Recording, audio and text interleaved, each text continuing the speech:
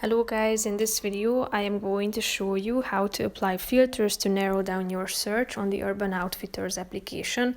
But first I just want to mention, don't forget to subscribe to my channel because at 10,000 subscribers I am going to show you my whole YouTube revenue statistics and growth strategy, how to make money online. Now let's jump into it. First of all, open the application on your phone. Then you should tap on the shop button, select a category, and after that select another category, and after that you will be able to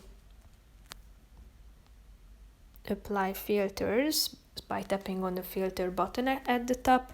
You can narrow it down according to colors that you would like to display, so tap onto the relevant boxes and then click on the view results button. But you can go back to apply more filters by tapping on this button in the upper left corner. Then you can apply filters in terms of the graphic genre, size, sleeve, brand, price, neckline. So here you can select these options, and when you are done applying, click on the view results button down below and you will be able to find the relevant results according to your set preferences.